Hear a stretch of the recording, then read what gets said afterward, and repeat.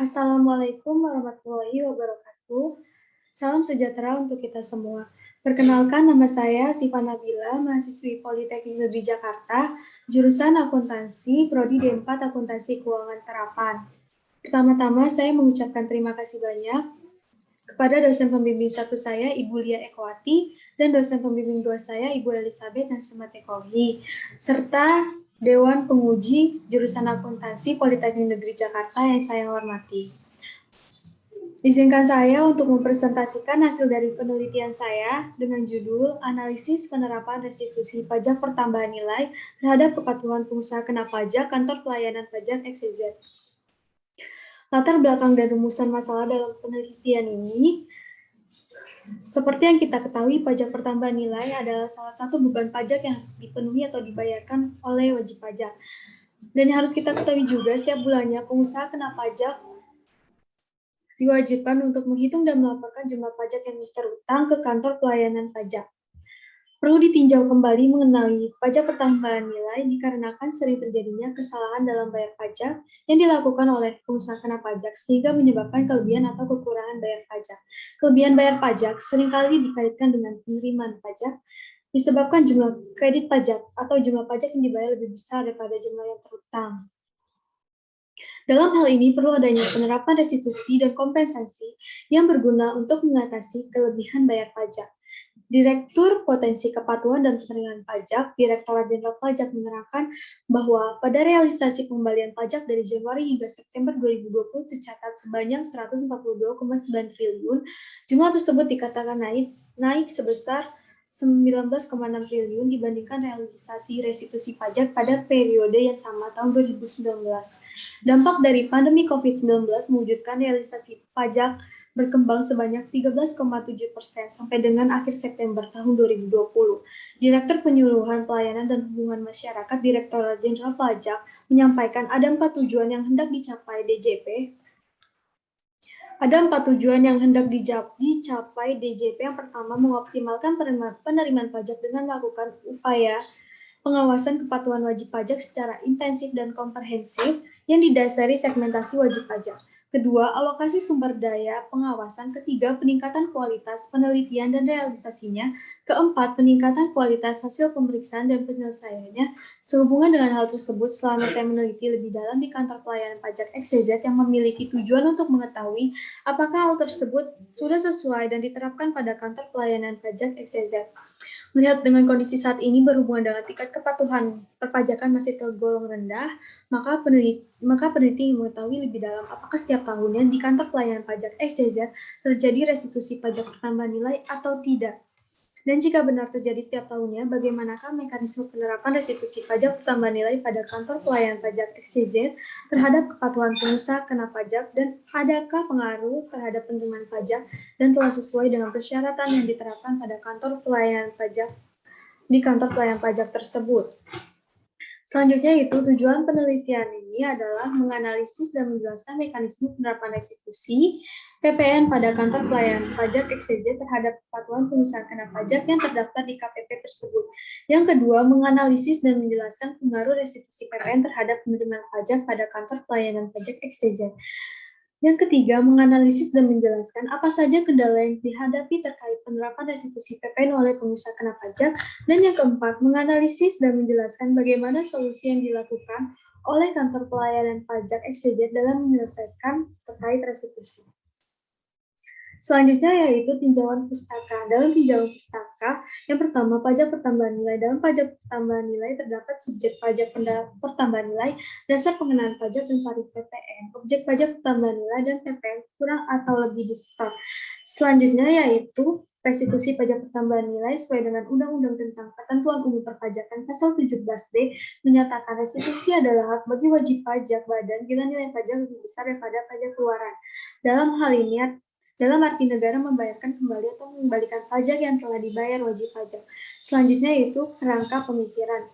Kantor pelayanan pajak merupakan suatu tempat untuk melayani, menghitung, dan menyetorkan besaran pajak yang akan ditanggung oleh wajib pajak.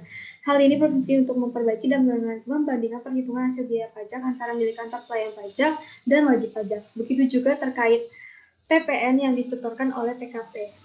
Maka peneliti ingin meneliti bagaimana penerapan restitusi dalam mengatasi kelebihan pembayaran pajak tambahan nilai dan bagaimana restitusi pajak tambahan nilai serta menjelaskannya pengaruh terhadap penerimaan pajak di kantor pelayanan pajak XYZ. Selanjutnya yaitu metodologi penelitian. Jenis penelitian ini adalah penelitian kualitatif deskriptif. Dan objek penelitian ini mekanisme penerapan restitusi PPN dan pengaruhnya terhadap penerimaan pajak kantor pelayanan pajak XYZ. Metode pengambilan sampel yaitu non-probability sampling dengan pendekatan composite sampling. Jenis dan sumber data penelitian yaitu data primer dan data sekunder. Metode pengumpulan data, wawancara dan dokumentasi, metode analisis data, reduksi data, penyajian data, dan kesimpulan. Selanjutnya yaitu pembahasan. Dalam pembahasan pertama, saya sebagai peneliti mempunyai beberapa responden, yaitu untuk proses wawancara. Proses wawancara ini dilakukan melalui daring dikarenakan pandemi COVID-19 yang menjadi kendala, serta responden yang mampu saya dapatkan hanya sedikit juga dikarenakan pandemi COVID-19, sehingga hanya mampu mendapatkan 3 responden. Dalam proses wawancara ini, responden tidak berkenan untuk disebutkan nama dan data lebih jauh untuk menjaga privasi responden. Maka dari itu, responden 1 disebut dengan R1 dan responden 2 disebut dengan R2, responden 3 disebut dengan R3. Selanjutnya responden 1 yang akan disebut dengan S1 yaitu perusahaan yang bergerak di bidang perdagangan umum. Responden 2 bergerak di bidang perdagangan umum dan responden 3 bergerak di perdagangan elektronik. Selanjutnya untuk tahap restitusi, saya menjelaskan yaitu tentang pemahaman PKP mengenai pajak tambahan nilai. Dikarenakan awal proses restitusi yaitu harus paham mengenai pajak tambahan nilai, mengenai restitusi, dan tentunya langkah awal harus menyetor SPT masa PPN, menyetor dan melaporkan SPT masa PPN. Yang pertama, pemahaman PKP mengenai pajak tambahan nilai. Hasil analisis yaitu PKP paham mengenai PPN dan cukup paham mengenai aturannya. Yang kedua, pemahaman PKP mengenai restitusi. Hasil analisisnya yaitu responden paham mengenai restitusi, namun hanya 1 responden yang pernah mengajukan restitusi, serta tidak ada kendala dalam proses restitusi. Yang selanjutnya yaitu terhadap pembukuan perusahaan untuk melaporkan pajaknya.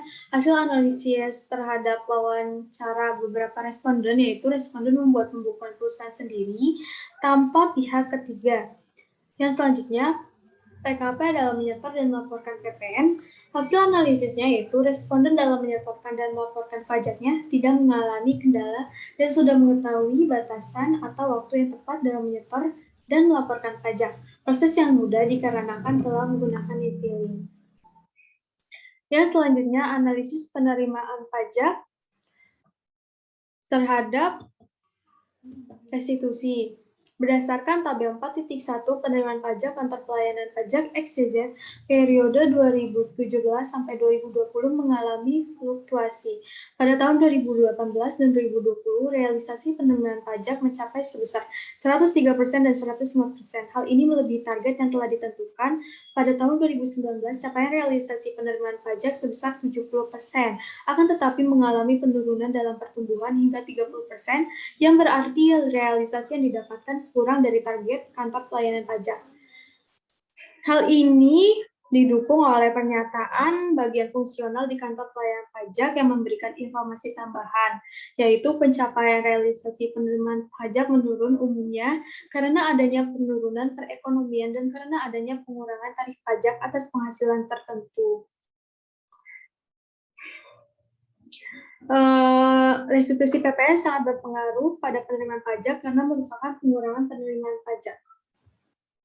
Selanjutnya, analisis mekanisme restitusi pajak tambahan nilai. Terdapat 2 mekanisme, yaitu mekanisme umum dan mekanisme khusus. Yang selanjutnya, analisis mekanisme restitusi dan disajikan tabel 4.2 data pengusaha kena pajak yang mengajukan atau menerima restitusi PPN tahun 2017 sampai 2020.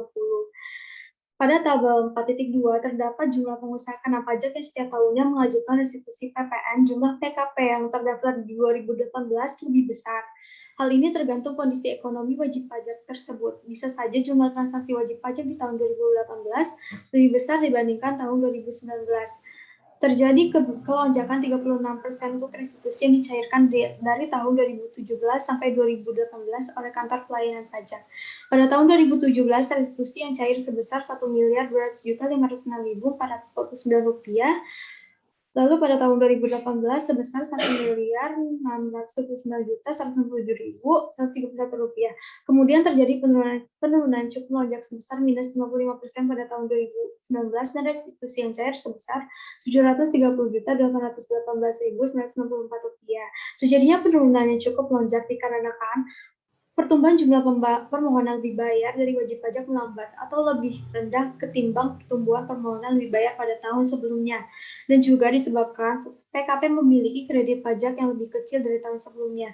Kredit pajak PKP didapatkan dari pembelanjaan atau pembelian barang jika usaha PKP dalam keadaan maju dari segi ekonomi. Kemudian PKP memanfaatkan haknya sebagai wajib pajak untuk meminta restitusi ini, sehingga terjadi kenaikan dan penurunan dana restitusi yang dicairkan.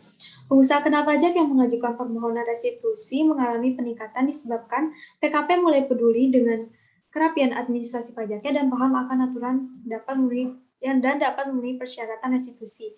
PKP sudah sesuai mengikuti alur mekanisme proses restitusi dengan baik atau bisa diartikan sudah patuh terhadap ketentuan pajak. Selanjutnya yaitu penyebab terjadinya restitusi PPN setelahnya di kantor pelayanan pajak SCZ.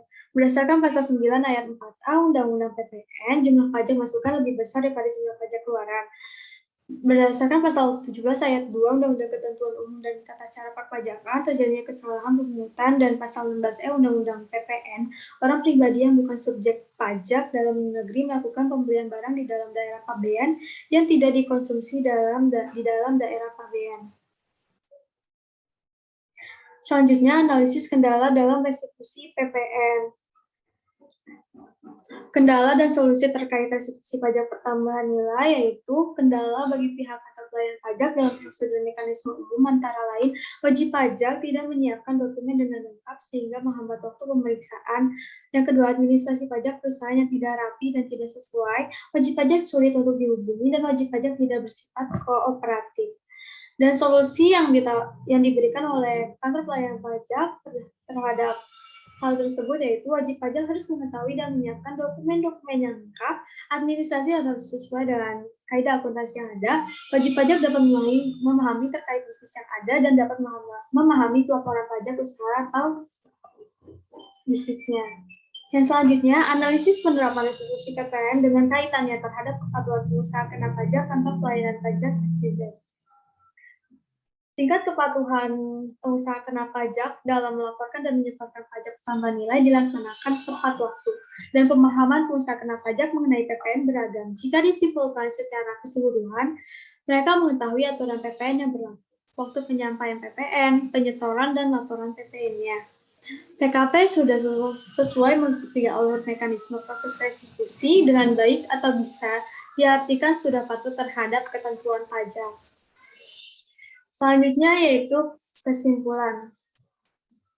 Selama proses meneliti, saya mengambil kesimpulan yang pertama dalam penerapan restitusi pajak pertambahan nilai terhadap kepatuhan pengusaha kena pajak di kantor pelayanan pajak SCZ, setiap tahunnya terjadi restitusi pajak pertambahan nilai serta mekanisme atau prosedur yang dilaksanakan telah sesuai dengan persyaratan yang diterapkan pada kantor pelayanan pajak atau telah sesuai di KPP tersebut.